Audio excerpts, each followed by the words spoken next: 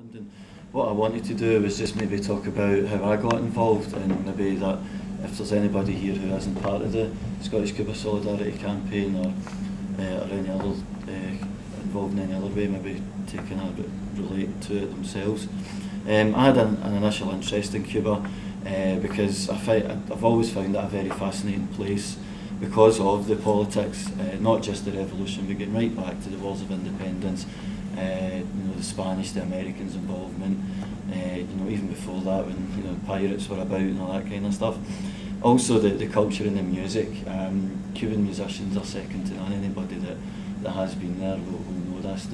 You can see 5-year-olds dancing, just incredible stuff. Every Cuban's a musician or a singer or a dancer, it seems. Eventually I was fortunate enough to go to Cuba, and it was, as Dorothy mentioned, as a tourist, and it was in a tourist complex, and I was actually a little claim to fame. Was I'm told, the very first direct flight from Glasgow to Cuba, which touched down in Holguin, which is the third largest city in Cuba. From there I was in a hotel, a 5-star hotel called Playa Pesquero, which I was told was opened in attendance by Fidel Castro himself.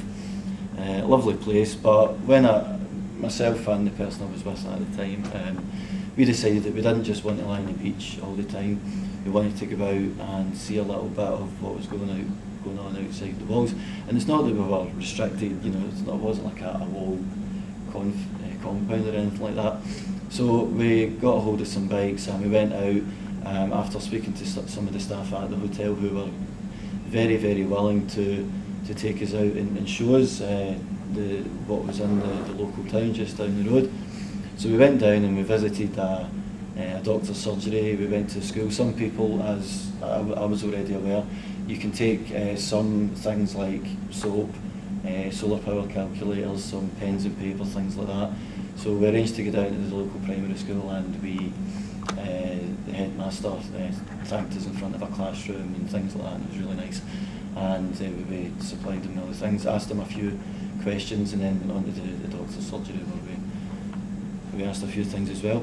As part of that 2-week trip, there were organised trips by the hotel where we went to Havana for a couple of days, which was brilliant. My first experience of Havana, beautiful place, absolutely amazing.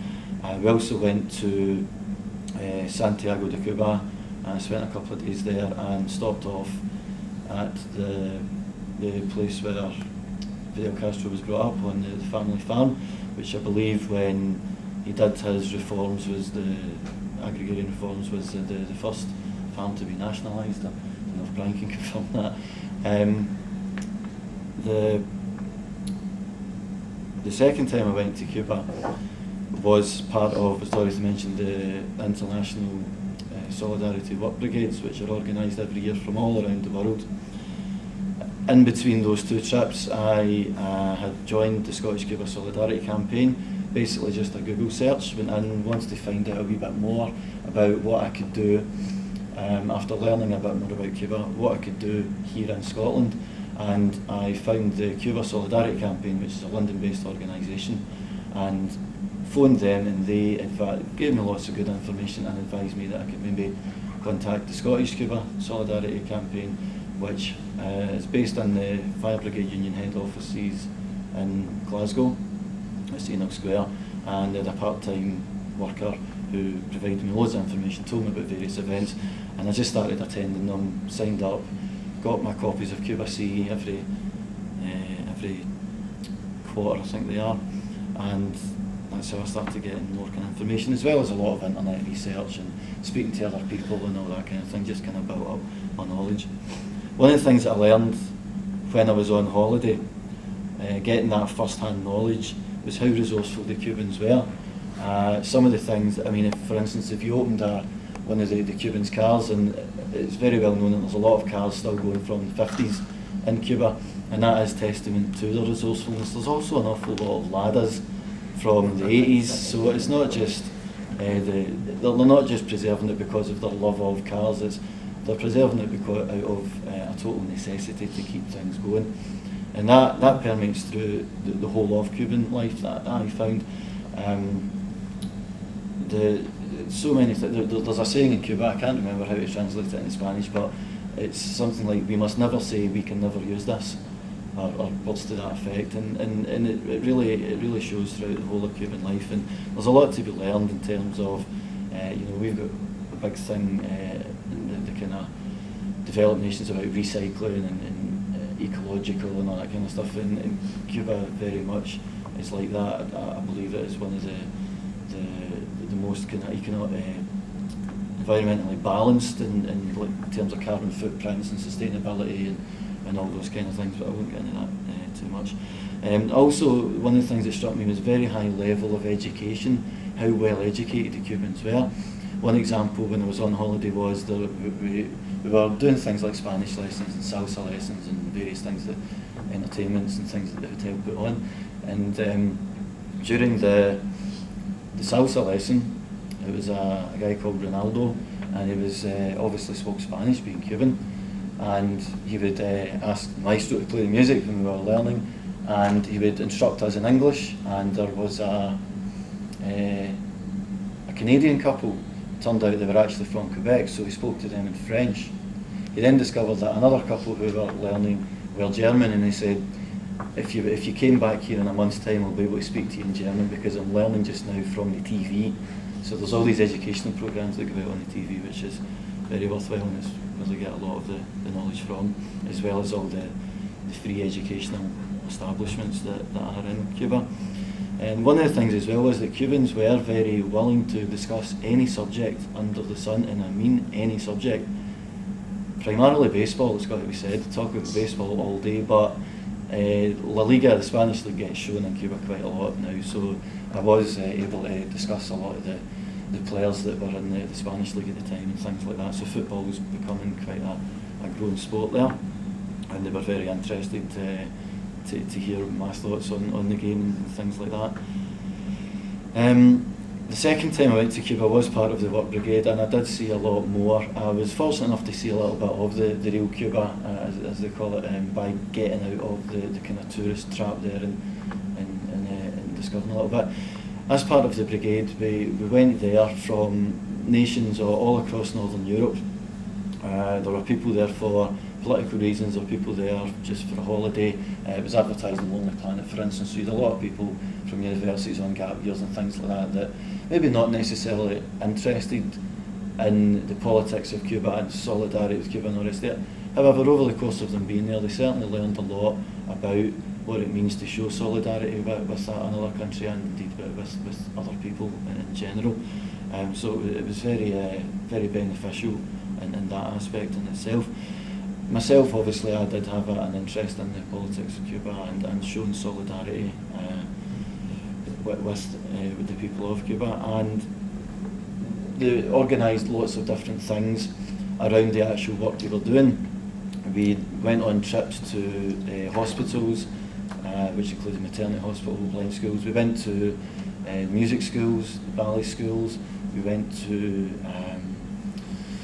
the local CDR meetings, which is basically like a kind of very inclusive neighbourhood watch. It makes a lot of localised decisions more powerful, and like a kind of community council type idea. We went to political rallies, we visited museums, a whole gambit of aspects of Cuban culture and what goes on in daily life in Cuba. The work itself involved, the first thing that I did personally was working in the orange groves, which was a great job because you were in the shade. We did get up, we were woken every morning at 6:30 to La Victoria or past that was the other one, the Comandante, the Che Guevara one. So we were woke up with tannoys, and up we got, and we went out to work, and it was pretty dark when we first went out. Working in the orange groves was great. You were partnered up with people, and you got to know your fellow brigadistas, as we were known.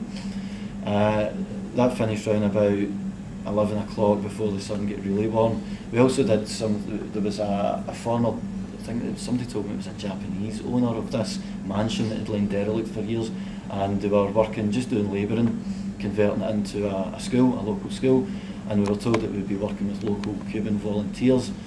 those volunteers turned out to be prisoners who were about to be released from jail. And that was really interesting to talk to them. They weren't dangerous at all, they were actually quite a good bunch of lads, I've got to say.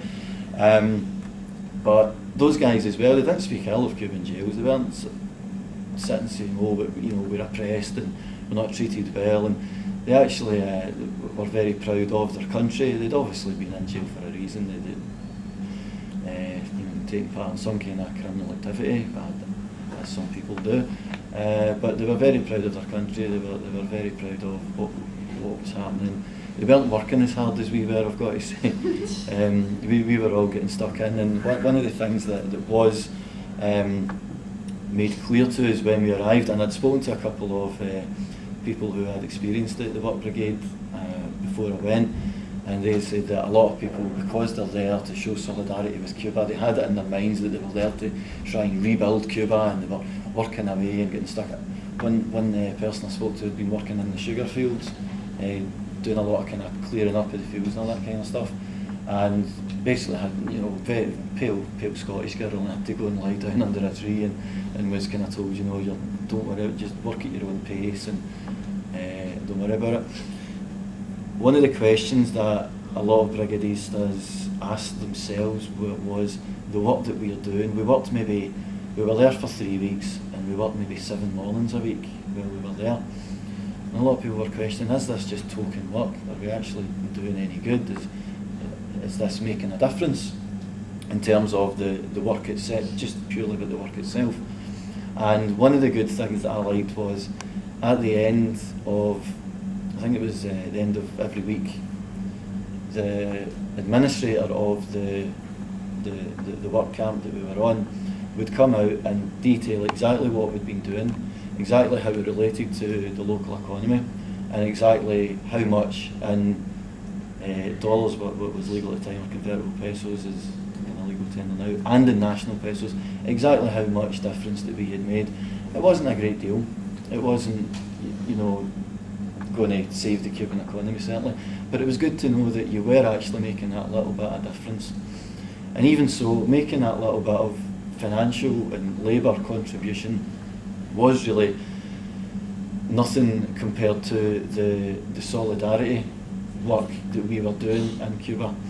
When we arrived, they had a meeting in the conference hall, and there were TV cameras there, and we found out that the brigadistas were actually quite big news in Cuba. We found out on our first trip to Havana that it would actually been on national television. Here come the next influx of brigadistas. This was being shown around Cuba, and it showed the Cuban people that there are people who are coming here who understand what's going on, and who are sympathetic and want to be empathetic by coming here to what's happening in Cuba. They're not alone in this world. There's people all around the world who are standing beside the Cuban people and want to make a contribution. That was probably more important than the actual work that we were doing, because it did give that sense of solidarity. One of the reasons that I found this out was quite interesting. There was a girl from Stirling on the brigade with me, and she had lots of tattoos, lots of piercings, and shockingly dyed pink hair. So she was really tall as well, so she really stood out. And a woman approached us and spoke to her, and she said, my little girl recognises you from the TV, she likes your pink hair. So that's how we knew that we'd actually been on television and everybody had seen us. And that was just walking down the street in Havana, so that was really good. When I came back, while I was there talking about the Miami 5, we met the families of the Miami 5, and it was quite a poignant moment, and you were left with, you know, that kind of feeling in your stomach. If you didn't already want to do something when you returned home, after meeting those families, you absolutely did. The thing that they spoke about their families, they spoke about their plight, how they can't visit them in America, they're not being granted visas for ridiculous reasons, excuses more like. They said to us, you know, don't forget us when you go back to your countries, when you go back to your jobs, when you go back to your families, your life back home, please do not forget us, we need you. And it's something that's really lived with me, and it's what keeps me going whenever I start to get that waver a wee bit and become a little bit less active. I remember that moment more than any. When I did return, one of the things that I'm involved, I don't want to talk too much about the Scottish Cuba Solidarity Campaign, as you know, Dorothy's representing them here. One of the things we do is a Cuba friendly bar thing, and that is basically any bar that stocks Havana Club rum, which is authentic Cuban rum. We offer the bar to put on an event, a little bit of music, sometimes it's food. We get the stall along, and we do a raffle, various things like that, and basically just have a kind of evening of Cuban culture. We try and get a speaker, and we raise a wee bit of awareness of our campaign and some of the issues in Cuba. Just to touch on the reason why Havana Club, it is an alternative to Bacardi, which is not Cuban rum. Bacardi are one of the funders of the various groups in Miami who are linked to the terrorist campaigns against Cuba, and they, I believe, they continue to fund these things, and they advertise themselves in a way that presents themselves as Cuban. It's no longer produced in Cuba anymore. Any money that goes to Bacardi is directly going to anti-Cuba terrorist organisations, in my opinion. There's lots of information on that at the stall, which is here today. We do have a website. We are working on kind of keeping it updated. I'm working on getting some of the social networking sites like Facebook and Bebo and MySpace that's a little bit more accessible to people. You can become a member here. I've got membership forms. I believe the stalls get membership forms if you're not already a member. As I mentioned at the start, the way I found out was just on the internet and attending events, things like that. I'd advise you maybe to do the same. If there is anything that you can offer, even if it is just paying your annual subscription, keeping up to date, telling other people about it. If you do have any internet skills, if you do have any DJing skills, if you're a musician, anything like that, if you can become involved, contribute to some of the events that we're doing, would be great. So I'd just like to end it on there, and thanks for listening.